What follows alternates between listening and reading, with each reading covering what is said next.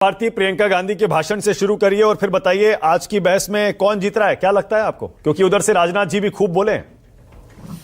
जी, आदरणीय मानक जी, देखिए आदरणीय रोहन जी ने शुरुआत की एक दरबारी शब्द का प्रयोग करके। मैं उस पर भी टिप्पणी जरूर करना चाहूंगी।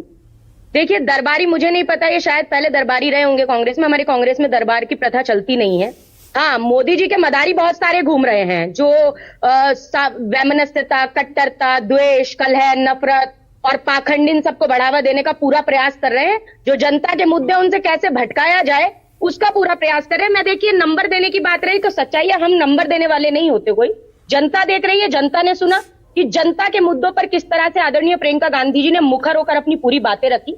मैं तो कहूंगी, हां से हिंदू और मां से मुसलमान, हम सबको पैदा करने वाले उस परमपिता परमात्मा ने हम सबकी जाति एक बनाई है मानव, सबका धर्म एक बनाया है मानवता, और हिंदुस्तान का सर्वोच्च सिद्धांत है वसुधैव कुटुंबकम, अर्थात सारा संसार हमारा परिवार है। तो इसको भाजपा और उसकी बड़ी अम्मा आरएसएस को मुझे लग रहा है आत्मसात करना चाहिए पहले तो। हाँ, मैं घुमा के पूछता हूं, प्रियंका गांधी को आपने सबसे पहले इस बहस में क्यों उतारा और राहुल गांधी को बचाकर क्यों रखा, क्या वजह थी?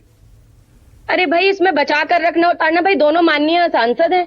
हमने उनको आज मतलब उन्होंने स्वयं कहा कि वो नई संसद में पहुंची हैं, जनता ने उन्हें चुनकर भेजा है और उन्होंने अपनी बात को पूरी मुखरता से रखा है। इसमें बचाना छिपाना, राहुल जी भी नहीं, स्ट्रेटजी होती है ना। अरे एक मिनट, इसमें डिफेंसिव मत होइए, रक्षात्मक होने की जरूरत नहीं है। मेरा सवाल बड़ा सीधा है, मैं ये नहीं कह रहा हूं कि गलत किया सही किया, वो आपकी स्ट्रेटजी है, वो आपका हक है। जैसे राजनाथ सिंह ने शुरुआत की, अमित शाह कल बोलेंगे, उधर से पीएम कल बोलेंगे, जवाब देंगे, वो तो प्रधानमंत्री हैं। लेकिन आपने जो ये स्ट्रेटजी बनाई कि पहले प्रियंका बाद में राहुल, क्या रणनीति है ये? देखिए, मुझे लगता है जनता सुनना चाहती थी आदरणीय प्रियंका गांधी जी को। आपने भी स्वयं जब ओपनिंग कमेंट किया तब आपने भी यही बोला अपने ओपनिंग स्टेटमेंट में कि बहुत दिन से सब लोग, सारे कांग्रेसी भी चाहते थे और देश का जनमानस भी चाहता था कि देश की संसद में आदरणीय प्रियंका गांधी जी किस तरह से दहाड़ेंगी, हम देखना चाहते थे। हमने इसलिए प्राथमिक तौर पर उनको भेजने का काम किया है। और जाहिर तौर पर मैं इस बात को जरूर कहूंगी, इन्होंने कहा, एक बात मैं कहूंगी, इन्होंने कहा अभी कि जी कथनी और करनी में बड़ा अंतर है। बिल्कुल सही कहते हैं आदरणीय रोहन जी आप। ये भाजपा की कथनी और करनी का अंतर कब समाप्त होगा? क्योंकि 30 नवंबर 1949 का अंक जो आरएसएस का मुखपत्र था ऑर्गेनाइजर, उसी के अंदर लिखा हुआ, मैं कोट कर देती हूं कि भारत के इस नए संविधान की सबसे बुरी बात यह है कि इसमें भारतीय कुछ भी नहीं है।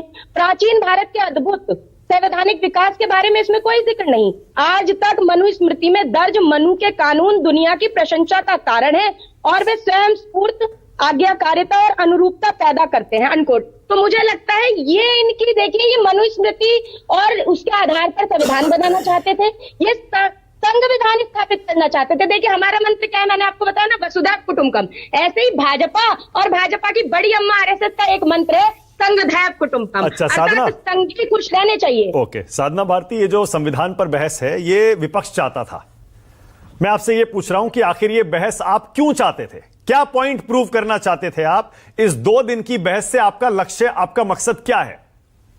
हमारा मकसद साफ तौर पर यह है कि जनता को यह समझ में आ जाए कि किस तरीके से भारतीय जनता पार्टी लगातार संविधान का विरोध करती रही है, संविधान के अनुरूप काम नहीं किया, उनके प्रतिकूल जाकर काम किया है। और मुझे लगता है आज जिस तरह प्रियंका गांधी जी ने जिस तरह की बातें रखी, चाहे वो महिला सशक्तिकरण पर बात हो, महिलाओं की बात हो, हाथरस की बात हो, चाहे कितनी भी बातें, बेटी बचाओ बेटी पढ़ाओ करना, इनकी कथनी और करनी का जो अंतर है वो हम साफ करना चाहते थे। इनका चाल चरित्र और चेहरा जनता के समक्ष लाना जरूरी था। तो संसद के माध्यम से हमारे माननीय सांसदों ने उसे उठाने का काम किया है। मैं हाल ही का बता देती हूँ, आदरणीय रोहन गुप्ता जी इसका जवाब दे दे।